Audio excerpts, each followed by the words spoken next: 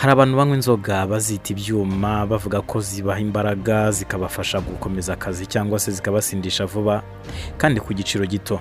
Ariko se n'iki kiba kiri muri izi nzoga? Ese koko zishobora kwangiza umubiri n'ubuzima bw'umuntu? Ese ubushakashatsi buvuga iki ku ngaruka zazo ku mwijima, ku mutima ndetse no ku buzima muri rusange?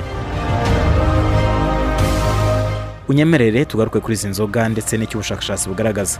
Nge muhaye ikaze, nitwa Manzi.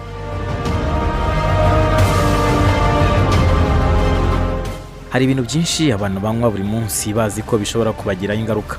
Ariko se byagenda bite uramutse ufashe ikirahure cy'inzoga wizeye ko kigiye kugusindisha gusa, nyamara mu by'ukuri kikaba kigiye kurangiza ubuzima bwawe mu masaha make? Muri iyi minsi inkuru zigaragara hirya no hino mu Rwanda ziravuga byinshi ku nzoga zitujuje ubuziranenge ndetse n'izindi abantu bakunze kwita ibyuma, aho hari aho zimaze gutwara ubuzima bw'abantu, abandi bahuma burundu. Hari abahise bavuga ko ikibazo ari uko abantu banywa inzoga nyinshi, abandi bavuga ko ikibazo kiri mu bwoko bw'inzoga, naho kandi abandi bakavuga ko ikibazo nyamukuru ari uburozi bwihishe mu nzoga zimwe zitujuje ubuziranenge. Ariko se ukuri ni ukuhe? Ese koko inzoga mukunze kwita ibyuma byose ni bibi? Ese niki gituma hari inzoga umuntu anywa zikamwica mu gihe gito, nyamara izindi zikaba zidatera ibyo bibazo ako kanya? Ese ubushakashatsi bwa siyansi buvuga iki? Kandi niba ikibazo gikomeje kwiyongera, ese ubuzima bw'abaturage bushobora kujya mu kaga kurushaho?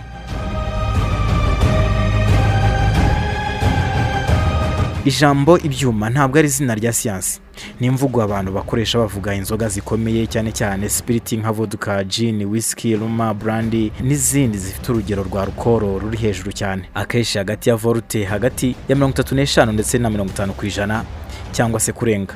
Kuba inzoga ikomeye ariko ntibivuze ko ihita iba uburozi. Mu ruganda rwemewe n'amategeko, inzoga zikozwe neza ziba zirimo etanol, ariyo alcohol ikoreshwa no muri byeri na divayi. Ariko iyo inzoga ikozwe mu buryo butemewe cyangwa se igahindurwa mu buryo bw'uburiganya, ishobora kuvangwamo metanol, ariyo alcohol ifite uburozi bukomeye cyane.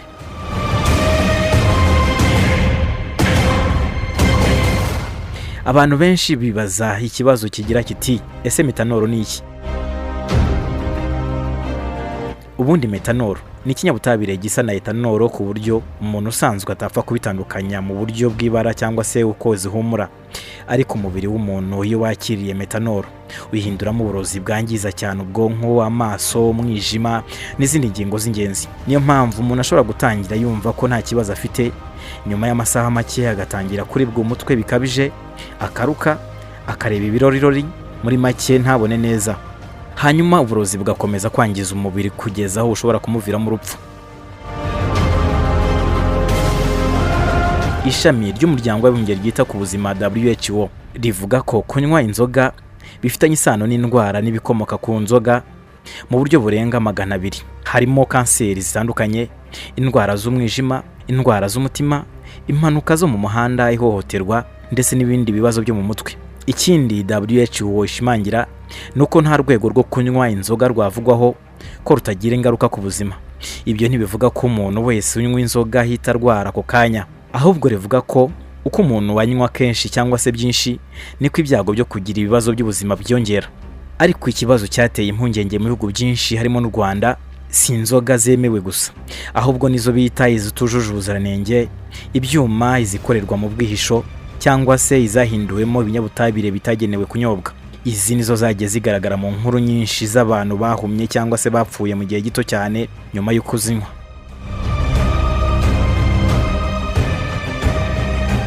Muri uyu mwaka 2026 inzego z'ubuzima mu Rwanda zatangaje ko abantu benshi bahuye n'ingaruka zikomeye zatewe n'inzoga zahumanyijwe ndetse bamwe bahasiga ubuzima.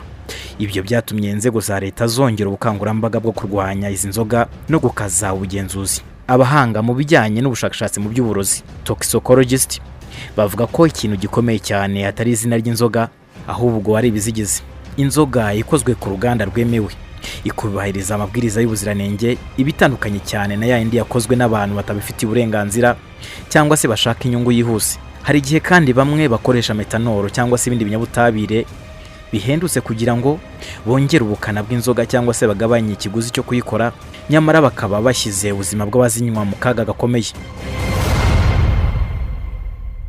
Iyo umuntu anyoye metanol nyinshi ashobora kutagaragaza ibimenyetso ako kanya. Hari abamara amasaha 12 kugeza kuri 24 bumva bameze neza cyane, ariko nyuma yaho uburozi bugatangira gukora.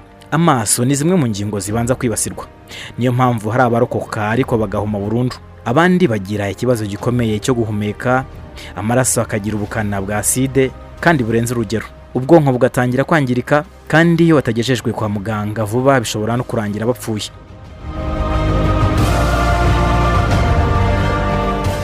Ibi bituma hibazwa ikibazo gikomeye. Ese koko ikibazo kiri ku muntu unywa cyangwa kiri mu isoko ry'inzoga zigurishwa? Hari impamvu zituma ikibazo cy'inzoga zikomeye gikomeza kwiyongera mu bice byinshi by'isi. Ubushakashatsi bugaragaza ko atari abantu bose banywa inzoga bahitamo izikomeye kubera ko bazikunda kurusha izindi. Hari impamvu z'ubukungu, imibereho n'umuco bibigiramo uruhare.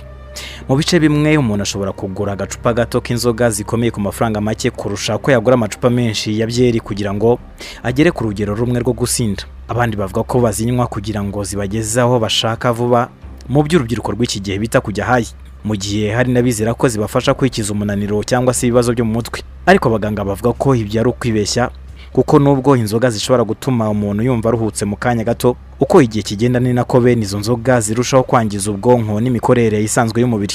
Mu buryo bwa siyansi, Ariko iyo yinjiye mu mubiri inyura mu gifu no mu mara, ikinjira vuba mu maraso.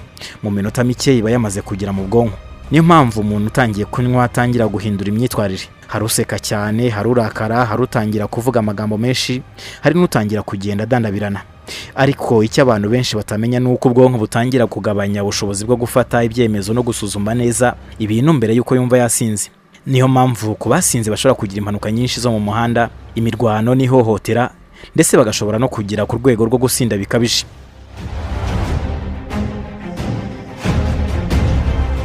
Iyo kunywa bikomeje, umwijima niwe ufite akazi gakomeye gusohora alcohol mu mubiri, ariko umwijima ufite aho ushobora kugarukira. Niba umuntu akomeza kunywa imyaka myinshi, uturemangingo twawo dutangira kwangirika. Nibwo hagaragara indwara z'umwijima za hepatite, aho umwijima uba warangiritse ku buryo udashobora kongera gukora neza. Abaganga bavuga ko iyo umwijima ugeze ku rugero rwo kwangirika ku rugero rukomeye, rimwe na rimwe igisubizo gisigara ari ugusimbuza umwijima, kandi ibyo ntibyoroshye ndetse birahenda cyane. Ibaze nawe.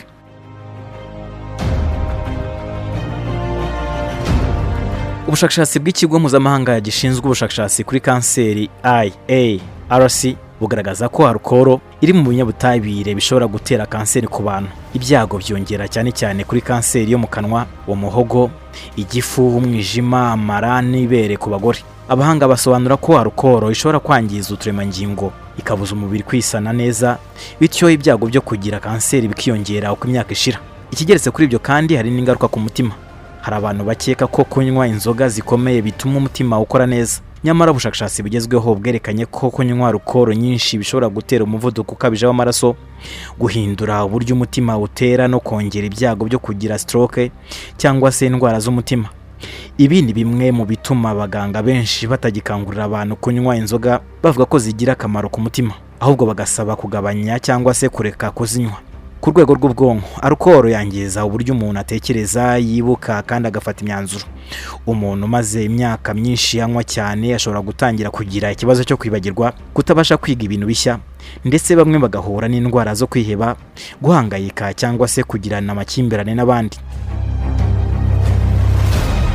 Hari kandi n'abagera ku rwego rwo kutabasha kumara umunsi batanyoye. Ibyo bikaba ari ubusinzi bukabije busaba ubufasha bw'abaganga n'inzobere ku buzima bwo mu mutwe. Ariko ikibazo kirushaho gukomera iyo hiyongereyeho metanol. Mu gihe etanol itera ubusinzi, metanol yo ishobora kwica. Abahanga bavuga ko ikiko kimwe cyangwa bibiri bya metanol bishobora kwangiza amaso burundu ku muntu mukuru, naho urugero rurenze rushobora kumuviramo urupfu iyo atavuwe vuba. Ikibazo gikomeye cyane nuko umuntu ashobora kutamenya ko arimo kunywa metanol kubera uburyohe, impumuro n'ibara bishobora gusa n'iby'inzoga zisanzwe. Mu bihugu byinshi bya Afurika, Aziya na Amerika y'Epfo hagiye habaho impfu z'abantu benshi bazize metanol. Hari abantu magana bapfiriye icyarimwe nyuma yo kunywa inzoga zakozwe mu buryo butemewe. Ibi byatumye ishami ry'umuryango w'abibumbye ryita ku buzima risaba ibihugu gukaza ubugenzuzi bw'ikorwa n'icuruzwa ry'inzoga kongera ibizamini bipima ubuziranenge no gukomeza kwigisha abaturage akaga gashobora guterwa n'inzoga zitujuje ubuziranenge. Mu Rwanda naho inzego z'ubuzima zagiye ziburira abaturage kenshi ko batagomba kugura cyangwa se kunywa inzoga batazi aho zakorewe, izidafite ibirango byemewe cyangwa se n'izigurishwa mu buryo butemewe.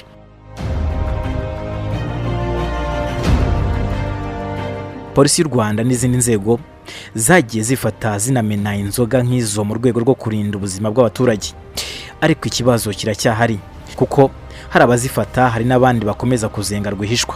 Icyo ibi byose bitwigisha nuko ikibazo atari ugusinda gusa. Ikibazo ni urunana rw'ingaruka zishobora gutangira ku muntu umwe zikagera ku muryango we, zikagira ingaruka ku bukungu bw'igihugu ndetse zikarangiza ziteje impfu nyamara zishobora kwirindwa.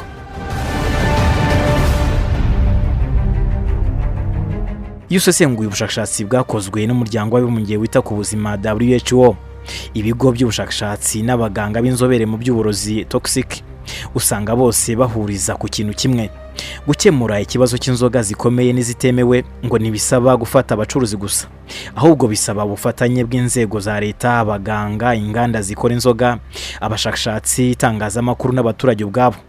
Nta gihugu kigeze gukemura iki kibazo mu ijoro rimwe, ariko ibihugu byafashe ingamba zishingiye ku bimenyetso byabonye impinduka zigaragara. Kimwe mu by'ishami ry'umuryango w'abibumbye ryita ku buzima WHO risaba no gukaza igenzura ry'ikorwa ry'inzoga, kurwanya icuruzwa ry'inzoga zitemewe, kugenzura neza ubuziranenge bw'ibinyobwa byose bishingira ku isoko no kongera ubukangurambaga.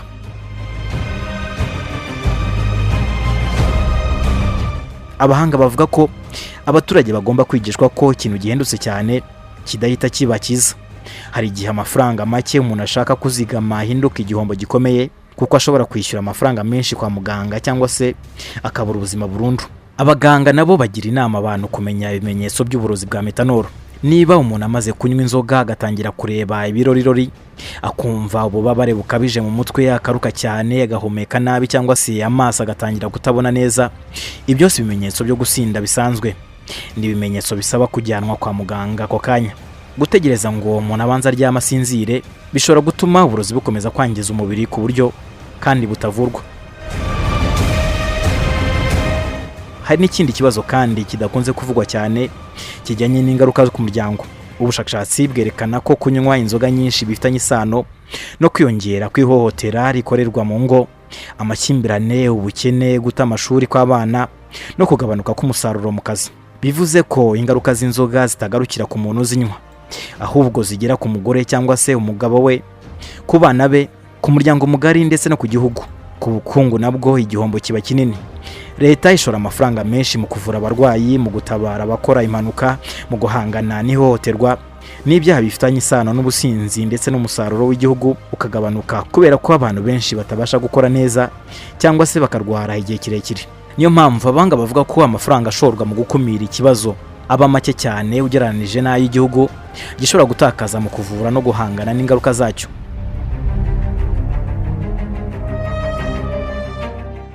Ariko se abaturage turasabwa iki? Inama ya mbere ni ukwirinda kunywa inzoga utazi aho zakorewe cyangwa se zigurishwa mu buryo butemewe. Icya kabiri ni ukugura inzoga zifite ibirango byemewe kandi zaciye mu igenzurwa ry'inzego zibishinzwe. Icya gatatu ni ukwirinda kunywa inzoga nyinshi icyarimwe kuko uko arukoro iba nyinshi mu maraso niko ibyago byo kugira impanuka cyangwa se uburwayi byongera. Icya kane ni ugushaka ubufasha bw'abaganga cyangwa inzobere igihe umuntu yumva atagishoboye guhagarika kunywa wenyine. Gusa inama iruta izindi zose, ubishoboye wazireka kuko amaze kumva ko nta keza kazo.